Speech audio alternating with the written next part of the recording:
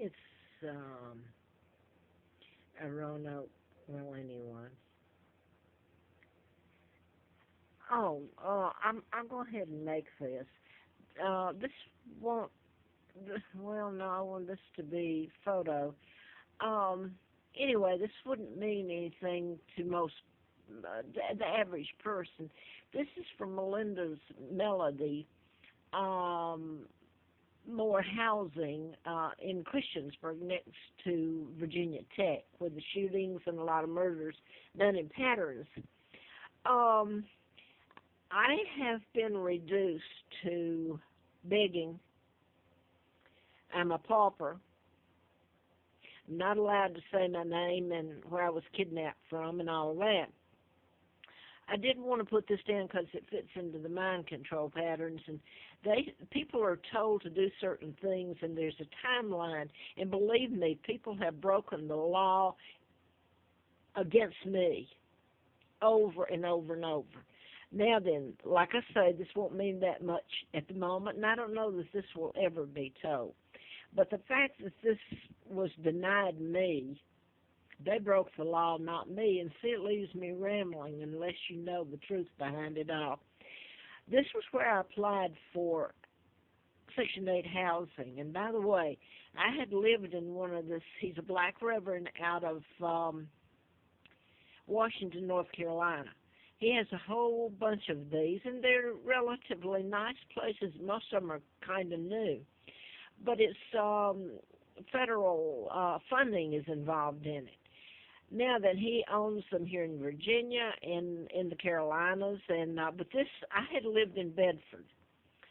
I had been forced to move around, and chemicals used to move me, forced me to move, which is they talk about chemical warfare. They've used it all, psychological and chemical, both on me. But a lot of these murders were done in my sons, using my sons' names, Mark and Scott, over the years since I did the book in '77. I want to show you what they've done here because it was used over there too in some of the murders at Tech. What went on over in Bedford at Moore Housing was horrible. I had to break the lease. I'm allergic to chemicals, so they've used my illness against me, like my immune system. I have an immune disorder, and when I get around certain chemicals, it causes my immune system to fight itself. So at this date, I've been force-fed them, moved around, and since the law's involved in it, everybody's bought it. It's surprising what people will do when they have a choice and they think or are pretty sure they're not going to be prosecuted for it. And they never liked what I was telling anyway. They're afraid of it and so forth and so on. But here's where, after I was forced to leave Bedford, Joseph's Way, it's owned by Moore Housing, some other things happened. I had to move again, and I lost everything I had, and this has been the story. And if you don't want to hear it or you aren't aware of what's going on, it makes me look bad, breaking leases, moving, having to start all over, and I must be this haphazard lady, bank lady or something. They gloss it over, and if you did a background check, you'd never get the truth. I can't even give my real name. So I'm just going to stop it on this. This is another one because I put a video yesterday up, really, about Rigsby. It was a program, and a person was killed, had the same birthday as my son, but that's not totally what fits in the patterns to prove that mind control has been used in murders over the years. And I very well know how people can take this if they don't care. They can call me every name in the book, and at a certain point I wonder why I'm still doing it. I'm fighting to stay alive and get my name back, and hopefully somewhere before I die, my children are alive and I get to see them again, because I haven't known where they are or if they're alive since about well, 83, um, that I knew they were alive.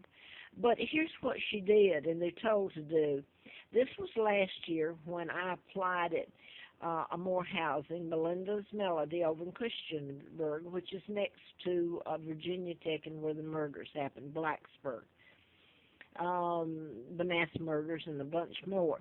But here's what they've done with it. Her last name, if I haven't lost that. And now these managers do this, plus they engage in the chemicals that are used on me, and they know, and it's too hard to put on here. Then I get like a rap sheet. I've applied, now this was over at Joseph's Way, on with the same people, and I am gassed. And let me say this, that a Navy SEAL retired, he was young, but the last couple of months I managed to stay 7 months, and my health, it kills me. And my kidneys, my liver, my vascular system. So a Navy SEAL came in there about 2 months before I left. And I can't say, he didn't clean it up, okay? He didn't stop what was going on. I don't know that he contributed more to it, but he certainly didn't stop it. So I had to move for my health, but it's moving from one place to the other, and it doesn't do any good to tell it because I've quoted on other videos, a state trooper actually told me, and this is, my word has been made no good. A background check would not show the truth of anything. He told me in '09, August 14th of '09, he and his wife, he's retired, he said to me, this is how we make you move, force you to move. They use chemicals on me, and they tell the maintenance, and then if you try to tell it and you can't get an attorney, who do you go to if you can't go to law enforcement? They just say you're nuts. So this has gone on, and they've gotten away with it, so I'm going to put this here. My sons were used in birth dates and a lot of other stuff in it over the years since I did the book in '77 and '78 and was flown out to Larry Flint's during a political campaign to get his help. And he happened to be one that the man who shot him in Lawrenceville, Georgia, was programmed to shoot and kill his attorney there in Lawrenceville. And I was doing the book in Marietta. And by the way, I had antifreeze put in me April Fool's Day of '80. Seems to be a joke that they can do it to me. But I'm getting away from it. So the book wasn't published because it wasn't because of the doctors I wrote about. It's who I am, my name, that I'm not allowed to say. But here is last year I went back because I'd done nothing wrong. In other words, these people should be locked up because they're following orders from the cops and gassing me. I mean, the United States is going over and trying to prosecute other countries if they use chemicals or when they've done all of it from right here. But this is when I applied at another more housing. It was brand new over here in Christiansburg last year.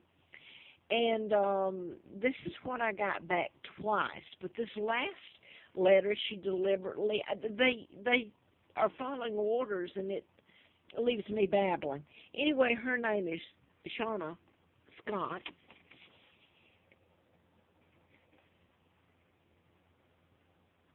She's the manager of Melinda's Melody, where I applied, and it's some more housing, like in Bedford.